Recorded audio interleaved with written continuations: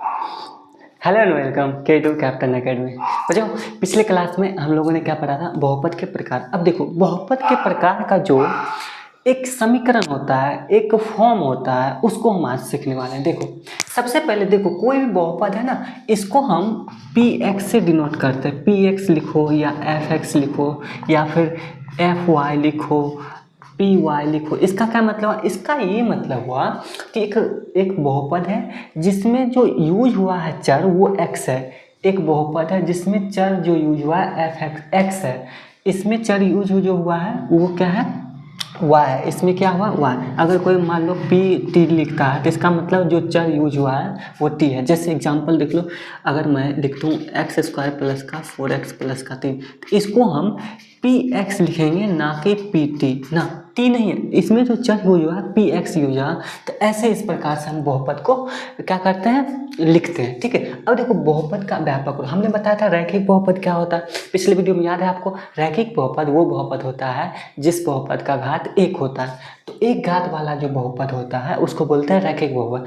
तो इसका जो स्टैंडर्ड जो जनरल समीकरण होता है, मतलब जो भी रैखिक बहुपद होगा इसी समीकरण से ज्ञात कर सकते हैं। तो उस समीकरण वो कैसे लिखेंगे? वो लिखाता है ए एक्स प्लस का बी, और ए और बी जो है वो अचर है। ए और बी क्या है? अचर है। अब मान लो कोई भी रैखिक बहुपद का एग्जाम्पल लो, तुम कोई भी उदाहरण लो। मान लेते हैं 2x प्लस का 4। ठीक है, ये रैखिक बहुपद है। अब बताओ, देखो ये ए एक्स प्लस बी के रूप का है। देखो 2 और 4 अचर है और x एक वेरिएबल हो गया। जैसे मान लेते हैं 2t प्लस का 4t प्लस का 6। कोई ऐसे लिखा, तब बोलेगा बच्चा सर ऐसे तो नहीं है, तो तुम तो जोड़ लो, ये 6t प्लस का 6 हो जाएगा। तब बताओ ए बी हो गया और ए टी प्लस का बी के रूप का होगा। तो इसको बोलते हैं रैखिक बहुपद। बहुत बार पूछ लिया जाता, बहुत बार पूछ लिया जाता, इसलिए ये वेरी इंपॉर्टेंट, ये तीनों इंपॉर्टेंट है। ठीक। इसी प्रकार द्विघात समीकरण में क्या करेंगे? कुछ नहीं करना। अब द्विघात समीकरण में घात होगा 2, घात होगा 2, इसका मतलब ए एक्स स्क्वायर जो होगा ये 2 घात हो गया।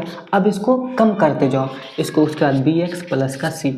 और बच्चों ध्यान देना है, ए जो होगा वो किसी में भी जीरो नहीं होगा, इसमें भी जीरो नहीं होगा।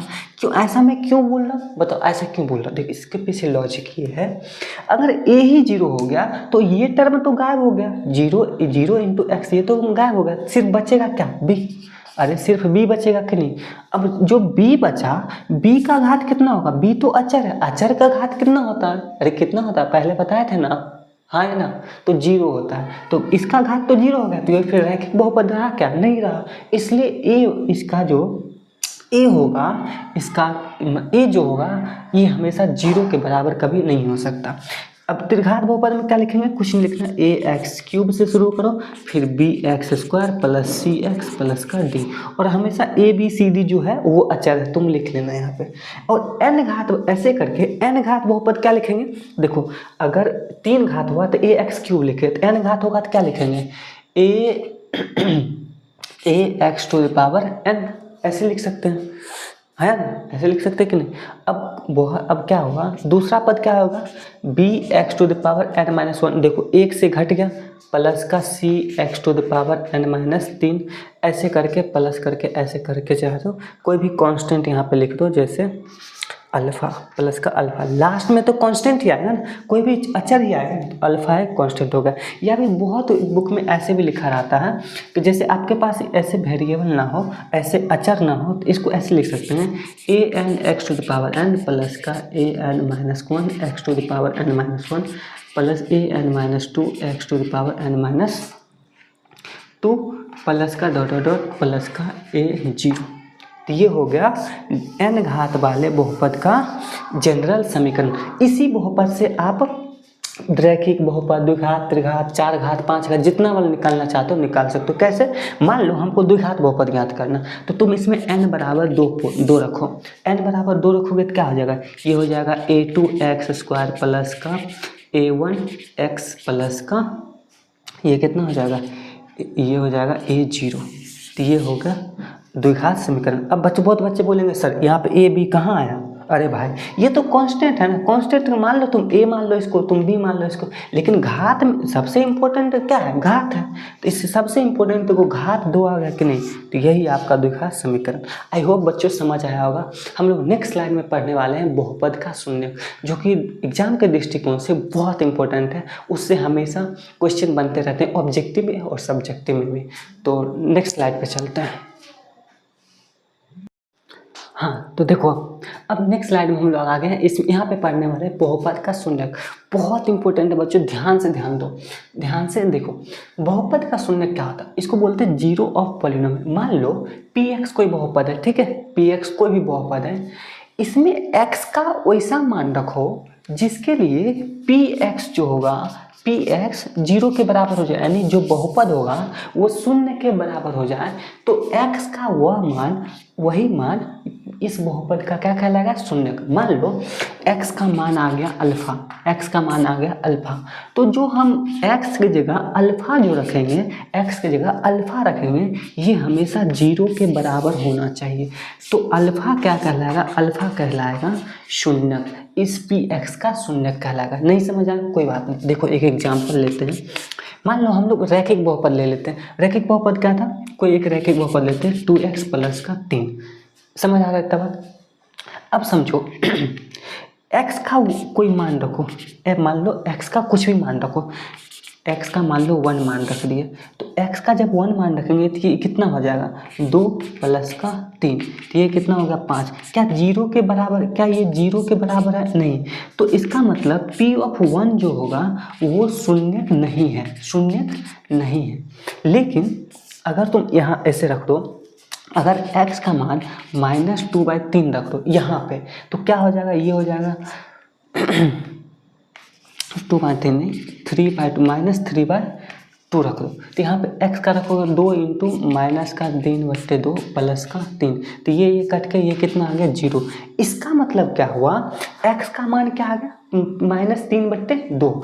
तो यहाँ पे मान लो इस शून्य, इसको हम पी एक्स बोलते हैं, तो पी का मान कितना रखने पे 0 हो गया, 3/2। तो 3/2 रखने पे 0 हो गया, तो इसका मतलब x का -3, x का मान -3/2 जो होगा, एक इस बहुपद के लिए क्या कहलाएगा, शून्य कहलाएगा। क्या इतना बात समझ आया आपको?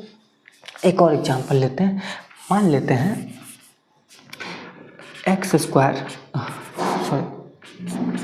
मान लेते हैं ax प्लस का b इक्वल्स टू 0 है, b इक्वल्स टू एक बहुपद है, इक्वल्स टू पी एक्स बहुपद है, ठीक है। तो अब इसको शून्य निकालने के लिए क्या, कैसे क्या करेंगे, तो सिर्फ कुछ नहीं करना, पी एक्स को हमको 0 करना है और x का मान निकाल लेना है। तो जो x का मान निकलेगा वही क्या कहलाएगा, बहुपद। तो पी एक्स हमारा क्या है, ax plus b equals to 0। तो ax बराबर क्या हो गया, माइनस का b है, तो x बराबर कितना हो गया, -b/a। तो हमेशा ध्यान देना, रैखिक बहुपद का जो शून्यक होगा -b/a होगा। -b यहाँ पे क्या है, -b है x का कॉफिशिएंट, कितना है, x माइनस इंटू एक्स का कॉफिशिएंट, और a क्या है बताओ, a क्या है, सॉरी गलती हो गई यहाँ से, ध्यान से, x बराबर -b/a। तो ये माइनस का अचर पद, अरे अचर b क्या है, अचर पद, और ये हो गया कितना, x का गुणांक। गुणांक समझते हो, जिससे गुना हो गया, ये गुणांक हो गया। ऐसा मैं क्यों, ऐसा इसलिए मैं अभी लिख दिया क्योंकि बहुत बच्चे गलती करेंगे। अगर मान लो bx यहाँ पे आ गया और a यहाँ पे आ गया, तो फिर इसका अगर शून्य पूछेगा तो ये तब -b/a नहीं होगा ना, गलत हो गया। अब हमको अचर पर लेना तो -a/b हो जाएगा यहाँ पर आंसर। क्या तो बात समझ आया आपको, है ना? तो इस पे देखो एक दो क्वेश्चन हम लोग कर लेते हैं आराम से, ठीक है। मैं क्वेश्चन पहले लिख देता हूँ, 1 मिनट। हाँ तो देखो हमने 2 क्वेश्चन ले लिया है। बोला x बराबर -2 जो होगा -2, बहुपद, इस बहुपद का बोल रहा है एक शून्यक है, तो p का मान ज्ञात करना।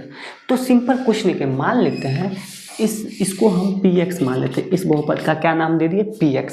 अगर मान लो -2, अगर -2 इस बहुपद का शून्यक है, तो क्या बताओ, px -2 इक्वल्स टू 0 होगा कि नहीं, ये सुनो अभी जस्ट बताते हैं। अगर px अल्फा, px का बहुपद का शून्यक है, तो p अल्फा बराबर 0 होगा कि नहीं, ये सुनो, हाँ सर होगा। तो सिंपल, अब कुछ नहीं करना, x की जगह तुम यहाँ पे क्या रख दो, x की जगह -2 रख दो। तो p इंटू -2 का स्क्वायर प्लस का 3p इंटू -2 प्लस का 3 इक्वल्स टू 0। तो ये किसके बराबर हो गया, ये हो गया -2 का स्क्वायर 4, तो ये हो गया 4p माइनस का कितना हो गया, बताओ कितना हो गया, 3 दूना 6p प्लस का 3 इक्वल्स टू 0। तो ये कितना हो गया, 4 में से 6 हो गया तो -2p बराबर -3, तो माइनस माइनस कैंसिल, तो p इक्वल्स टू आ गया 3/2 आंसर। क्या समझ आया। तो हमेशा जब भी इस प्रकार का क्वेश्चन आएगा तो सिंपल कुछ नहीं करना, हमेशा क्या करना, जो भी शून्यक दिया रहेगा उसको क्या करना, बहुपद के चर के जगह पर रख देना, और चर के जगह पर रखने के बाद उस बहुपद को 0 के बराबर कर देना, डेफिनेशन से, बहुपद के शून्यक के डेफिनेशन से। तो यहाँ से आपका p और p जो भी आपका बोलेगा मान निकालें वो आराम से निकल जाएगा। तो एक क्वेश्चन, अच्छा सा क्वेश्चन ये कर लेते हैं। अब दिया हुआ x बराबर इस बहुपद और इस बहुपद का उभयनिष्ठ शून्यक है।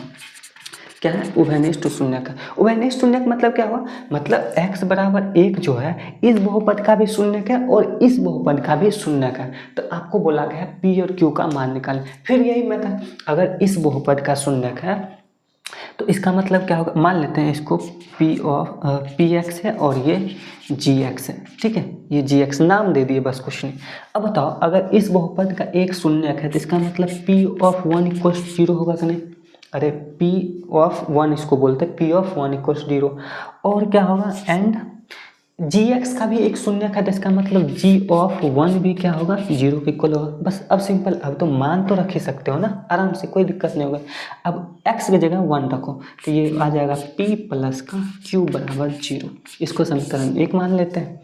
g की जगह 1 रखो, सॉरी x की जगह 1 रखो यहाँ पर, तो ये हो जाएगा p, 1 का स्क्वायर करेंगे तो 1 ही आ जाएगा, प्लस का x, अच्छा x की जगह क्या रखना, 1 रखना, तो ये 1 हो जाएगा, माइनस का q इक्वल्स टू 0।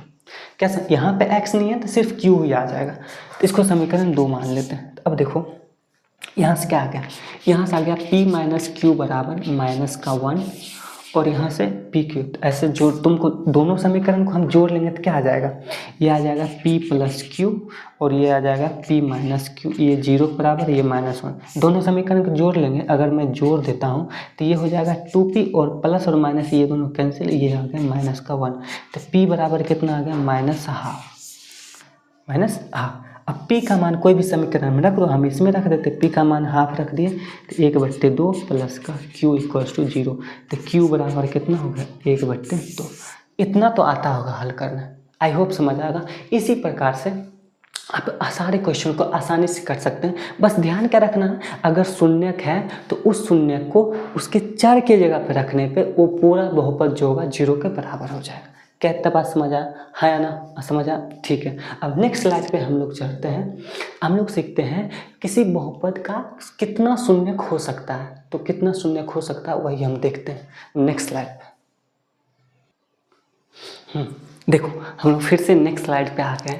बच्चों हम ऐसा क्यों करें, तो आपका टाइम सेव हो जाए और कुछ नहीं। और मेरी मजबूरी है, हम आपको डिटेल से नहीं बता सकते, इसके पीछे क्या लॉजिक है, क्या कंसेप्ट है, मैं ये नहीं बता सकता। आप भी ये मजबूरी समझ रहे होंगे कि आपके पास टाइम और लिमिट है, मतलब कम समय बचा हुआ है, ठीक है। तो आते हैं अपने टॉपिक पे। तो शून्यकों की संख्या, नंबर ऑफ जीरो। देखो कोई भी बहुपद दिया हुआ तो उसका हमने सिखा दिया था आपको उस बहुपद का घात पहचानना, समझ आ गया।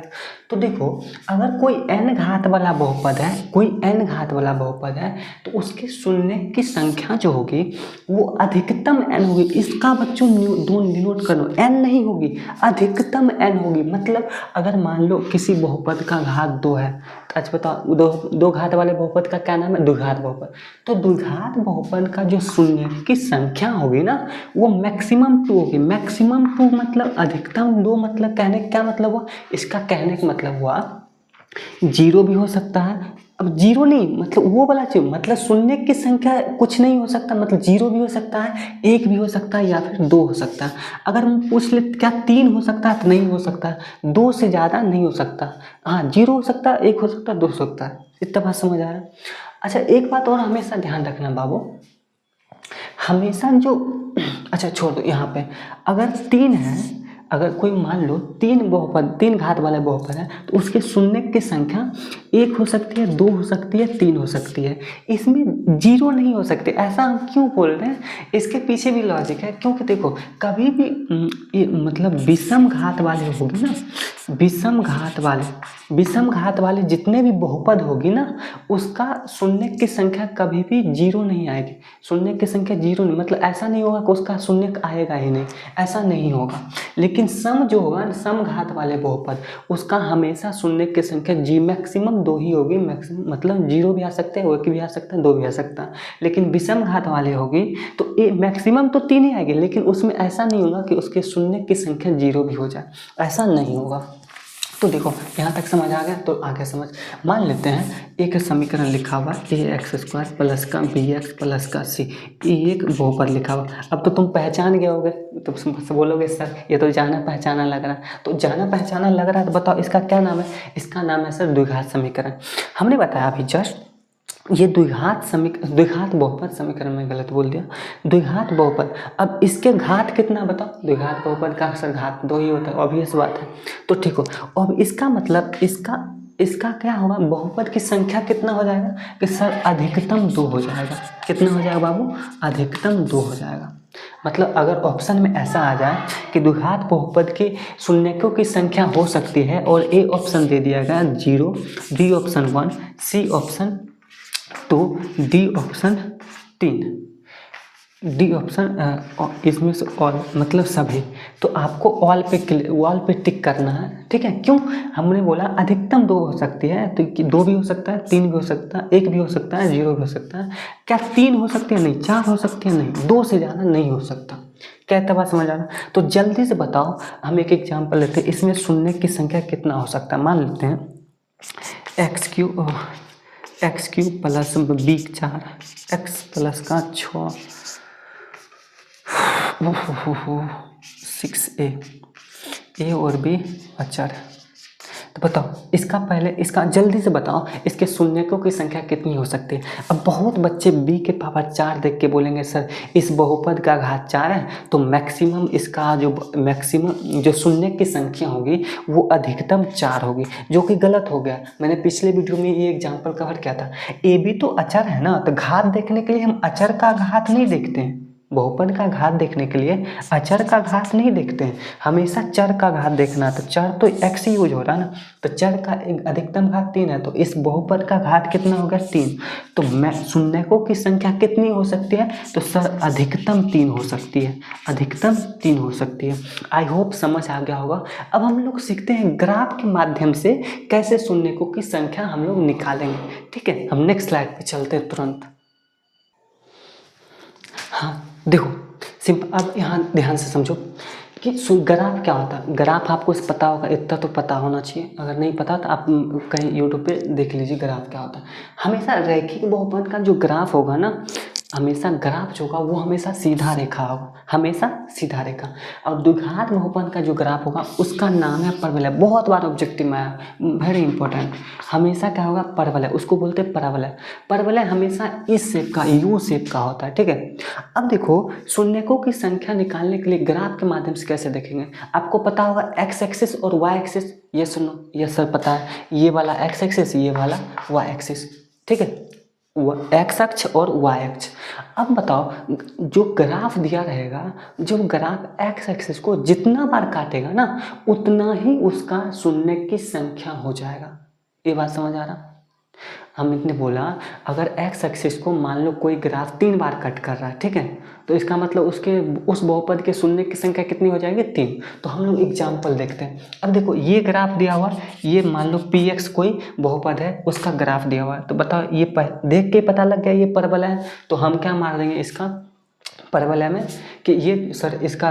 बहुत बच्चे ये गलती करेंगे कि सर ये द्विघात बहुपद का ग्राफ है तो इसका बहुपद, इसका मतलब शून्यकों की संख्या 2 हो जाएगी, जो कि गलत हो जाएगा। ऐसा नहीं करना, तुमको एक बार देखना है। क्यों ऐसा क्यों नहीं करना? क्योंकि हमने बताया द्विघात बहुपद का शून्यकों की संख्या अधिकतम 2 हो सकती है। तो हो सकता है ना 0 भी हो सकता है, 1 भी हो सकता है, 2 भी हो सकता है। तो यहाँ पर ध्यान से देखना है कि एक्स एक्सिस को कितने बार कट कर रहा है। यहाँ देखो ये एक बार कट कर, ये एक्स एक्सिस है, ये ग्राफ एक बार यहाँ काट रहा है, यहाँ काट रहा है, इसका मतलब 2 पॉइंट पे काट कर रहा है, तो 2 पॉइंट पे कट कर रहा है, इसका मतलब 2 जगह कट कर रहा है, इसका मतलब इसके शून्यकों की संख्या कितना हो गया 2। यहाँ देखो अब ये स्ट्रेट लाइन है, तो हमेशा देखो ये एक्स एक्स को कितने बार कट कर रहा है, तो सर एक ही बार कट कर रहा है। यहाँ ये वाई एक्स को कट कर रहा है, एक्स एक्स को एक ही बार कट कर रहा है, इसका मतलब इस बहुपद का शून्यकों की संख्या 1। यहाँ देखो, यहाँ बताओ क्या एक्स एक्सिस को ये ग्राफ कट कर रहा है क्या, काट रहा है क्या, कुछ सर नहीं दिख रहा, मेरे को तो नहीं दिख रहा कहीं कट कर रहा, सिर्फ वाई एक्सिस को कट कर रहा। तो वाई एक्सिस हमने देखा ही ना, हमने कुछ बोला ही नहीं, सिर्फ एक्स एक्सिस को कट करेगा तभी ऐसा पॉसिबल। तो वाई एक्स को कट करा, इससे हमको मतलब नहीं है, तो एक बार भी सर नहीं कट कर रहा, इसका मतलब शून्यकों की संख्या कितना हो जाएगा 0। शून्य के 0 नहीं होगा, ध्यान देना, मेरी बात को ध्यान दो, शून्य के 0 नहीं, शून्यकों की संख्या 0 हो जाएगी, इसका मतलब एक भी उसका शून्यक नहीं होगा। अब ये भी सर एक्स एक्सिस को एक बार भी कट नहीं कर रहा, तो इसका शून्यकों की संख्या 0। अब सर ये तो हमको ज़्यादा बार लग रहा है, एक जगह यहाँ कट कर रहा, एक जगह यहाँ कट कर रहा, एक जगह यहाँ कट कर रहा, तो 3 बार कट कर रहा, तो सर 3 शून्यक होगा। अब यहाँ पे अधिकतम 3 नहीं बोलना, ये गड़बड़ नहीं करना, यहाँ 3 ही होगा। अच्छा सर ये तो कट तो नहीं कर रहा, लेकिन टच होके जा रहा, एक पॉइंट पे टच होके जा रहा, तो कितने पॉइंट पे टच होके जा रहा, टच होके जा रहा, नहीं कट कर रहा, कोई बात नहीं, जो टच होके जा रहा, तो इसका मतलब यहाँ भी शून्यक की संख्या कितना होगा 1। यहाँ समझ आ रहा। देखो बच्चों, डीप नॉलेज के लिए मैं बता दूं, अगर टच करके जा रहा, अगर छू करके जा रहा एक्स एक्सिस को, इसका मतलब वहाँ पे जो बहुपद का शून्यक होगा ना, वो दोनों समान होगा। जैसे अगर मान लो ये बहुपद पी एक्स और इसका शून्यक अल्फा और बीटा है, मान लेते शून्यक अल्फा और बीटा है, और ये एक्स एक्सिस को कट कर रहा है, तो इसका मतलब अल्फा और बीटा हमेशा बराबर होगा। क्या इतना बात समझ आओगा? आई होप बच्चों आप लोग को समझ आओगे ये तीनों टॉपिक, और आप ये तीनों टॉपिक कर लो, 3 से 3 क्वेश्चन तो मिनिमम हो ही जाएगा आपका आराम से कवर। नेक्स्ट क्लास में हम लोग पढ़ने वाले हैं शून्यक को कैसे निकालेंगे, और शून्यक और उसके शून्यक और बहुपद के चर के बीच के बहुपद के चर के बीच, चर के गुणांक के बीच संबंध हम लोग देखेंगे, जो कि बहुत इंपॉर्टेंट है बच्चों, वो आप लोग ज़रूर से ज़रूर क्लास देखिएगा। अभी तक यहाँ आप रिवीजन करते जाइए, कम समय में आपका बहुत अच्छा तैयारी हो जाएगा, और मेरे पे यकीन मानो, इससे हम जितना पढ़ा रहे बस उतना करके जाओ, अच्छे मार्क्स आ जाएंगे, 90 के आसपास मार्क्स आ जाएंगे अगर तुमने सही से पढ़ाई कर ली। तो ऑल द वेरी बेस्ट बच्चों, पढ़ाई करते रहे। All the very best, thank you.